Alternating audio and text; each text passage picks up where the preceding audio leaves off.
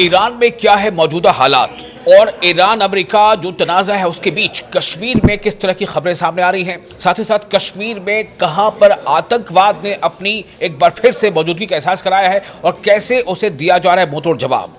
वज़ीर आला उमर अब्दुल्ला अमित शाह से मुलाकात करने पहुंचते हैं, इसके क्या तफसीलात हैं, क्या इसकी असल इसमें वजह है। साथ ही साथ जो कश्मीरी पंडित लगातार अब अपनी मांग को लेकर के आवाज़ बुलंद कर रहे हैं, उनकी इस खबर के पीछे क्या है सच्चाई। ऐसी बहुत सारी खबरें हैं जिस पर हम खास तौर से चर्चा करेंगे और ख़ास तौर से बर्फबारी को लेकर के अपडेट क्या है इस पर भी होगी हमारी बातचीत।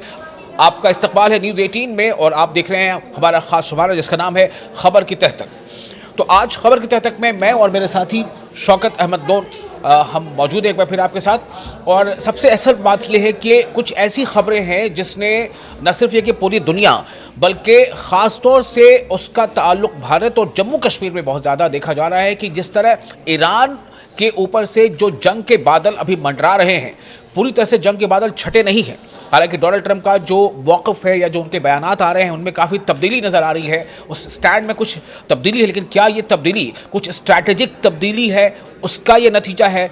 तो क्या ख़ामनेई को लेकर के अगर जो वहाँ के सद पज़श्कियान जो बयान देते हैं कि किसी भी तरह का कोई हमला जो रूहानी पेशवा है, रूहानी लीडर है, उन पर अगर हमला है तो वो पूरे मुल्क पर हमला माना जाएगा। इन तमाम चीज़ों के बीच में हकीकत क्या है और किस तरह से ईरान में जो अभी मौजूदा हालात है उसका असर जम्मू कश्मीर में, ख़ासतौर से करगिल में या कश्मीर के बेशतर हिस्सों में जो बडगाम में शामिल है वहाँ पर लोग सड़कों पर आ रहे हैं, तो क्या है इसके पीछे की सच्चाई, खबर के तहत तक माध्यम से बातचीत करेंगे।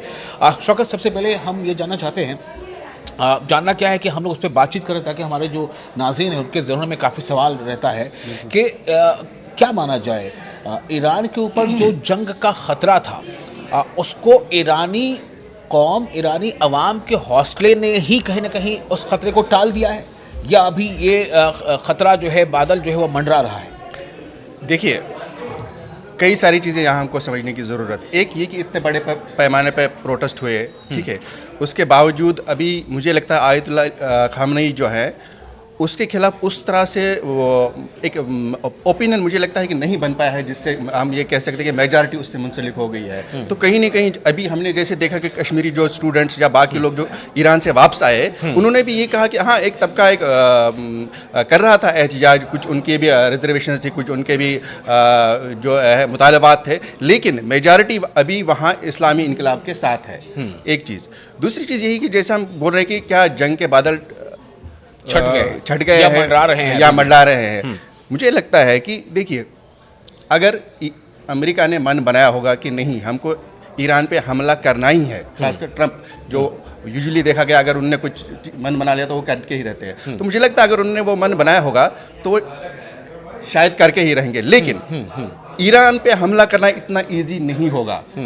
अभी जैसे कि ईरान इसराइल जंग हो गई थी, उस वक्त जिस तरह से ईरान को इसराइल को मजबूत समझा जाता था, उनका एयर डिफेंस, उनके मिसाइल, उनके बाकी वेपन्स या और भी चीज़ें हैं, उसको ईरान ने किस तरह एक्सपोज किया, तोड़ दिया। आयरन डोम उसका काफ़ी चर्चा में आया था। हाँ। और पूरा आयरन डोम को जो है उसकी जो सुरक्षा की जो सलाहियत उसको तहस नहस कर दिया था ईरानी मिसाइल। वो सब चीज़ें अब जो भी ईरान के बारे में सोचेगा इस तरह का, उसको पहले सोचनी पड़ेंगी कि ये सब चीज़ें। तीसरी चीज़, जो गल्फ़ कंट्रीज़ और जो कुछ अरबियन कंट्रीज़ है जो यूजुअली अमेरिका की हिमायती रही हैं, अमेरिका की सपोर्टर रही है, वो भी इस मामले में, ईरान के मामले में अमेरिका को उस तरह से सपोर्ट नहीं दे रहे हैं जिस तरह से वो शायद चाहता था। और वो डिप्लोमेसी पे ज़्यादा दौर, सऊदी अरब हो, कतर हो, ओमान हो, ये कोशिश कर रहे हैं कि डिप्लोमेटिकली इस मसले का हल तलाश किया जाए। और यहाँ यही चीज़ भी है कि ये भी बातें हैं, ये भी एक्सपर्ट्स कहते हैं, ये भी रिपोर्ट्स हैं कि ईरान जो है इसराइल के खिलाफ जंग के बावजूद भी उसने अपना मिसाइल बनाने का प्रोग्राम या यूरेनियम एनरिचमेंट का प्रोग्राम जारी रखा है और उसमें उसको बहुत सक्सेस मिली है। तो इतना इजी नहीं होगा अमेरिका के लिए, अगर वो सोचेगा कि नहीं छोटी मोटी कंट्री है, ऐसा शायद मेरे ख्याल से कोई गलत फहमी होगी, गलत मेरे ख्याल से डिसीजन ही होगा अगर वो जल्दबाजी में कोई हमला कर लेते हैं तो। और शौकत, असल में क्या है, देखिए दो तीन ऐसी जो डेवलपमेंट्स हैं जिसको मैं कहूँगा आलमी पैमाने पर आप देखें जो कहीं ना कहीं अमेरिका को मजबूर कर रहा है कि वो अपना कदम पीछे हटा ले। उनमें से जैसा भी आप बातचीत कर रहे थे, एक तो ये कि सबसे बड़ी बात ये है कि जो राय आम्मा होती है, खुद ईरानी अवाम को जिस तरह से प्रोजेक्ट किया जा रहा था कि वो सड़कों पर है और वो खामने का तख्ता पलट करना चाहते हैं, तो उसकी कहीं ना कहीं एक तरह से वो कमजोर पड़ गई। बिल्कुल वो नैरेटिव कमजोर पड़ उस तरह से साबित नहीं हो पाया। ठीक है, वो साबित नहीं पाया। दूसरा, आप देखिए वेनेजुएला पर जो उन्होंने एक्शन लिया था अमेरिका ने, उसके बाद खुद अमेरिकी अवाम में जो गम और गुस्सा देखा गया एक फ्रंट है ग्रीनलैंड। ग्रीनलैंड के मामले में अमेरिका की जो मंशा है उसके खिलाफ खुद यूरोप की कई मुल्क आ गए हैं। बिल्कुल, नेटो का कंट्रीज खुल के उसके खिलाफ बोल रहे हैं कि अगर ऐसा किया जाएगा तो फिर नेटो नहीं रहेगा। ठीक है, तो कई सारी चीज़ें ये भी हैं जो इंटरनल यूएस में, अमेरिका में हालात चल रहे हैं, जो नेटो का मसला हो रहा है, ग्रीनलैंड का, क्यूबा का, ये जो चल रहा है, इस सब में मुझे लगता है कि कहीं ना कहीं फिर अमेरिका अलग थलग ही ना पड़ जाए। आप ये देखिए ना, फ्रांस, जर्मनी और कई देश उन्होंने बदाबता अपनी फौजें भेज दी हैं ग्रीनलैंड। बिल्कुल अपनी फौजियों को उतार दिया है ग्रीनलैंड। हालांकि वो कुछ और रीजन बता रहे हैं, लेकिन एक मैसेज जाता है, क्लियर मैसेज है। लेकिन डोनाल्ड ट्रंप के मैसेज से ये बात क्लियर हो जाती है। डोनाल्ड ट्रंप क्या कह रहे हैं? वो कह रहे हैं कि उनकी फौजों की तैनाती से अमेरिका कोई फर्क नहीं पड़ता। बिल्कुल, इसका मतलब ये है कि कहीं ना कहीं कन्फ्रंटेशन है। बिल्कुल कन्फ्रंटेशन तो है। क्या ये वजह माना जाए कि डोनाल्ड ट्रंप जो है एक साथ कई महाजों पर घिरते नजर आ रहे हैं? दूसरा आपका गजा वाला मामला तो है ही। बिल्कुल, वो भी है ही। हाँ, कई सारे महाज तो हैं, फिर उनको उस तरह से जो पॉलिसीज अभी ट्रंप इख्तियार कर रहे हैं आलमी उमूर को लेके, उस तरह से उनको अपने अवाम का उसमें सपोर्ट नहीं मिल रहा है, अपने अलायंस का उनको उस तरह में सपोर्ट नहीं मिल रहा। तो मुझे लगता है कहीं ना कहीं उनका जो है मिशन जो है, या जो भी आप बोलिएगा, तो वो थोड़ा सा कमज़ोर पड़ रहा है। तो अभी आप कह रहे थे कि बहुत सारे कश्मीरी स्टूडेंट्स या और भी जो कश्मीरी लोग वहाँ थे ईरान में, वो वापस आए हैं अभी, चूँकि ईरान से आने का सिलसिला जारी है और वहाँ से इवैक्यूएशन कह लें या जो एहतियाती तदाबीर कह लें, तो लेकिन ये हमने देखा कि कश्मीर में, करगिल में, कश्मीर के कई इलाकों में ज़बरदस्त जो है वो प्रोटेस्ट हुआ अमेरिका के ख़िलाफ़ और ख़ामनेई के हक़ में। तो इस तरह के का इससे भी एक इशारा ये भी मिलता है कि कहीं ना कहीं दुनिया के पैमाने पर भी ईरान के ख़िलाफ़ एक नैरेटिव बनाने में अमेरिका कामयाब नहीं हो पा रहा है। नहीं हो पाया है।